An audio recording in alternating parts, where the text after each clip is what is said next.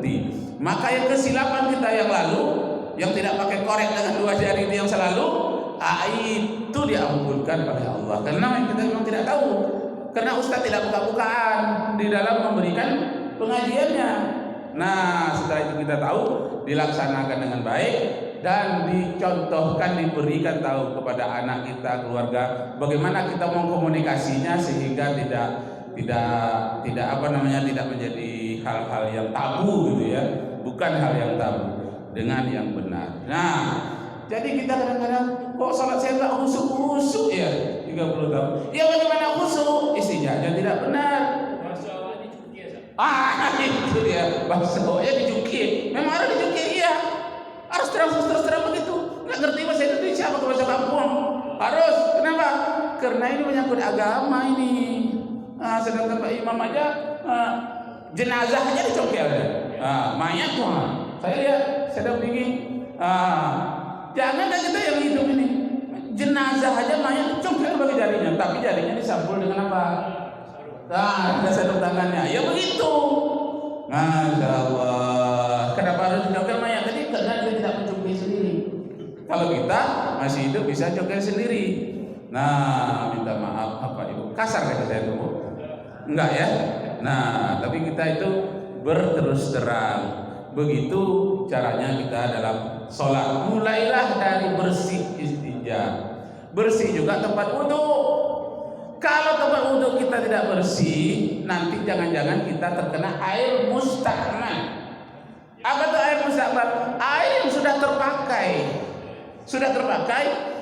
percikan air wudhu kita masuk ke dalam ember. Kita ambil wudhu, masuk lagi ke dalam ember. Nah, wudhu kita tidak sah. Kenapa? Karena memakai air musta'mal. Karena itu hati-hati kita yang ambil wudhu kalau pakai ember. Yang lebih aman kita pakai keran, ya kan? Nah, pakai keran ambil. Nah, jangan lagi percikan itu mengenai anggota wudhu yang lain, atau jangan terinjak lagi, makanya pakai sendal. Jangan terinjak lagi air yang sudah kita pakai, terinjak lagi oleh kaki kita, langsung kita sholat.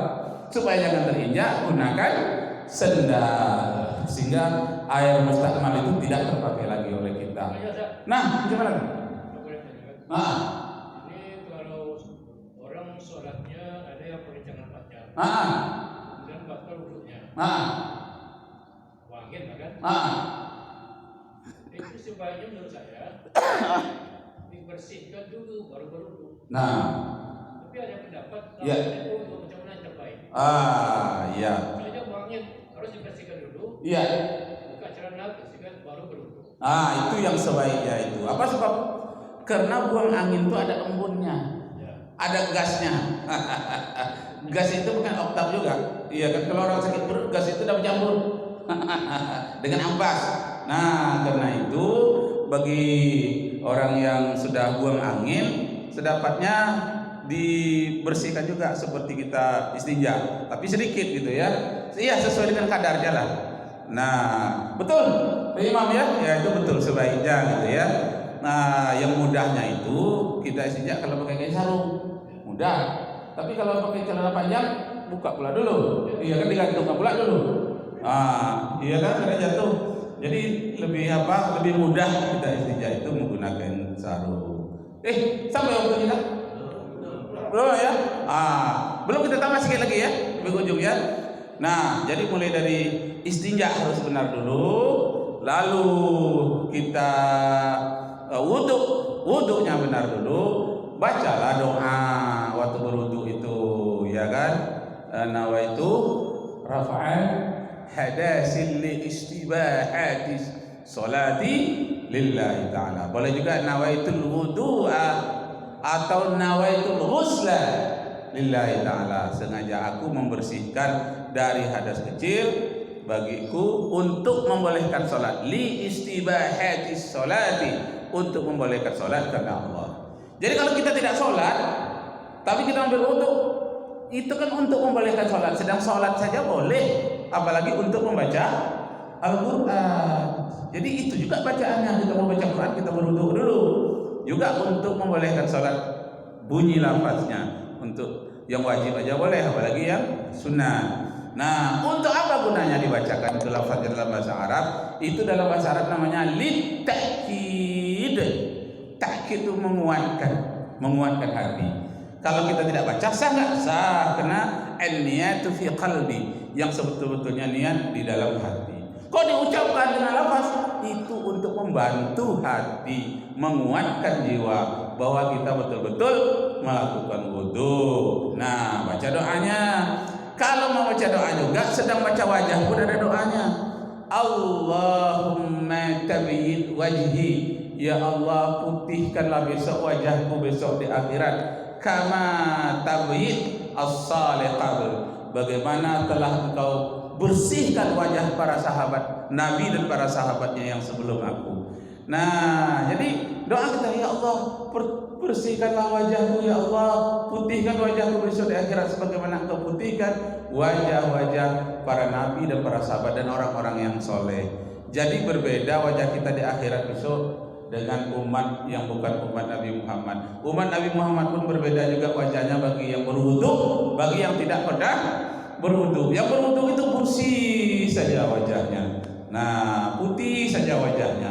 Nah, besok di akhirat nampak. Itu doanya. Jadi kita baca cuci kaki pun sebetulnya ada bacaannya. Ya Allah, langkahkanlah kakiku ke tempat yang baik, ya Allah, sebagaimana para nabi, para sahabatnya melangkah ke tempat yang benar. Ketika tangan kita dicuci, ya Allah, jadikanlah tanganku mengerjakan sesuatu yang baik sebagaimana nabi dan para sahabatnya mengerjakan yang baik pula. Ada seluruhnya. Tapi kalau dilapatkan semua lama ya. Kita ingat saja dalam hati kita, semoga wajahku nanti bersih sebagai bersihnya wajah Nabi. Jadi kepada Ibn Rahmat, selalu orang-orang kafir itu tercengang-cengang melihat wajah Nabi dan para sahabatnya. Jadi banyak orang masuk Islam, orang Yahudi, orang Kristen masuk Islam karena wajahnya itu nampak oleh orang luar berbeda dari yang lain. Kalau orang-orang Nasrani, orang Yahudi pada waktu itu menampilkan pakaiannya yang sangat indah, terpesona pula sahabat Nabi, kok indah sekali pakaiannya. Tapi orang-orang kafir itu terpesona melihat wajah Nabi dan para sahabatnya. Dia tanya, apalan aman engkau ya Rasulullah? Kata Rasulullah, beribadah, banyak berzikir, lidahmu senantiasa basah, bibirmu basah, bertasbih kehadiran Allah Subhanahu wa taala. Nah, kemarin tadi sudah berwudu, kita doa lagi. Apa doanya?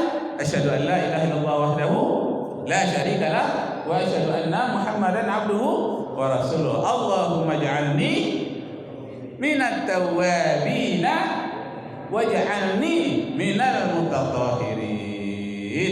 Ya Allah, Allahumma ja'alni minat tawabina, jadikanlah aku ini orang yang selalu taubat, orang yang selalu membersihkan diri. Minat tawabina waj'alni minal mutatahhirin, jadikanlah diriku selalu menjadi orang-orang yang bersih dan membersihkan diri. Nah, jadi pada Rahman indah ya, begitu indahnya yang berkaitan dengan ibadah kita, seluruhnya menguntungkan bagi kita di dunia, menguntungkan pula di akhirat. Ada lain? Di dalam sholat kita berjamaah, imam membaca Al-Fatihah terakhir kata waladhdallin, takinya tidak ada mengenal amin, padahal kan amin itu imam dulu. Bagaimana kita? Oh iya, ya imam gitu ya. Ya, bagaimana itu ya?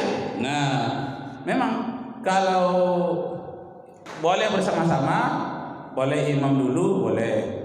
Tapi yang bagusnya imam dulu ya, bacakan amin itu.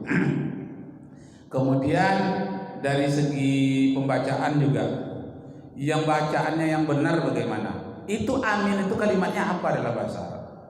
Itu amin itu dalam bahasa Arab itu namanya isim fi'il amar namanya. Nah, jarang tuh kalau isim fi'il itu, biasanya isim saja kata benda, fi'il saja. Tapi sampai di amin itu isim sekaligus fi'il, fi'ilnya itu fi'il amar. Isim fi'il amar. Artinya apa? Kata benda dalam perbuatan yang sifatnya perintah. Nah, jadi bacaannya yang benar, A-nya itu panjang, Min-nya panjang.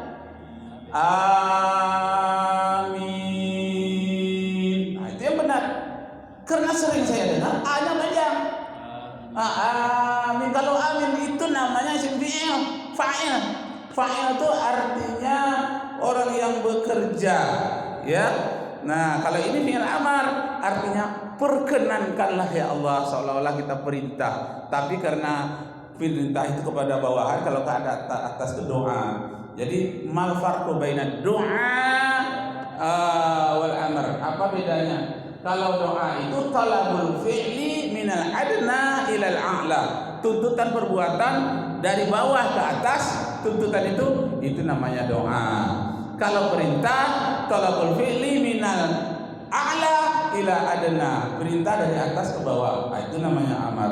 Jadi yang benarnya A-nya itu panjang, min-nya itu panjang, artinya perkenankanlah ya Allah. Nah, jadi ada juga yang terbalik, A-nya pendek, min-nya panjang. Kalau A-nya pendek, min-nya panjang, itu artinya lurus.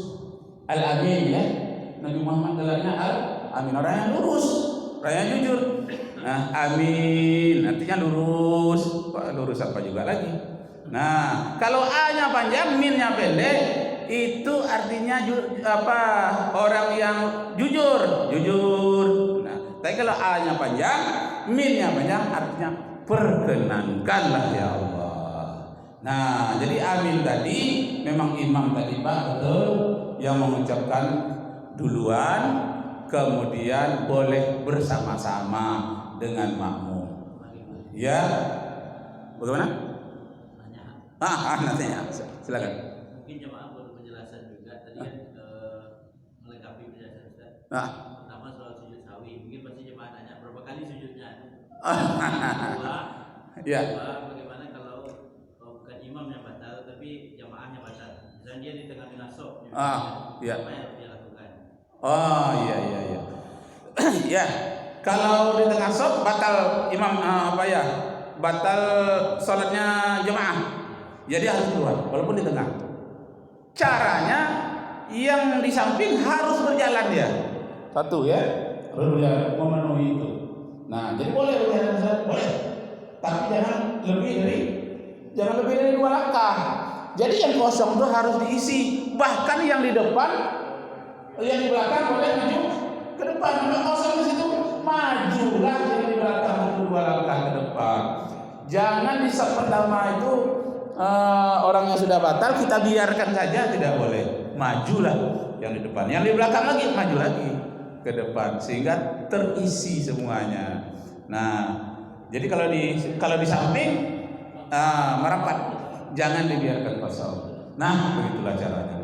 Nah, bisa kita sambung lagi, waktu kita sudah sampai. Terima kasih semuanya, Bapak Ibu. Masih ada? Sujud sawi tadi. Sujud sawi 1 kali saja. Ya, subhanallah ya namu. 2 macam itu. Kalau Imam Hanafi sebelum sujud sawi. Kalau Imam Syafi'i setelah sujud. Dan setelah salam, setelah salam, assalamualaikum warahmatullah, sujud sawi. Kalau Imam Hanafi boleh juga sebelum sujud, sebelum salam sujud dulu baru salam. Nah, kalau saya ikut Imam Syafi'i, artinya setelah salam baru sujud. Apa tadi Pak? Ya.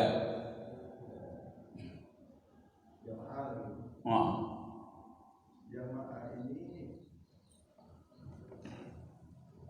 terlambat 1 rakaat. Terlambat. Ketika imam salam. Jamaah tadi juga ikut salam. Jangan. Dia terlambat. Terlambat itu berapa rakaat? Jamaah ini baru misalnya gini. Ini sering terjadi juga. Karena saya di sebelah gitu kan. Dia mati. Dia masuk ke rakaat kedua. Iya. Lalu imam sudah salam. Kiri kanan. Jamaah ini juga salam. Siap ya. Baru terlupa. Terlupa. Jadi ibu-ibu, ada orang terlambat 2 rakaat, katanya imam beri salam, dia beri salam juga. Karena dia lupa, dia itu terlambat. Iya kan? Sampai di rumah baru teringat dia Pak. Kapan waktu teringat itu? Iya kan? Jadi sholat orang itu adalah ketika dia ingat. Nah, tambah deh. Kalau masih ada wudhunya, kalau belum ambil wudhu lagi. Nah, mudah. Iya. Iya. Iya. Dia baru ingat. Nambah saja, tidak diulang dari awal, ya kan? Ukurannya dapat 1 rakaat apa? Rukuk. Jadi begitu dia datang, tidak baca apa-apa, baca niat pun tak sempat, langsung rukuk. Dah dapat dia 1 rakaat. Nah, jadi kalau dia sholat 4 rakaat, rakaat pertama dapat dia rukuk. Jadi yang dikatakan rakaat rukuk dan kata-kata rakaat itu dari kata rukuk. Begitu dapat dia 1 rukuk, itu namanya 1 rakaat. 2 kali rukuk, 2 rakaat. Ya, besok kita sambung lagi. Wabillahi taufiq wal hidayah. Wassalamualaikum warahmatullahi wabarakatuh. Allah Akbar. Panjang jadinya.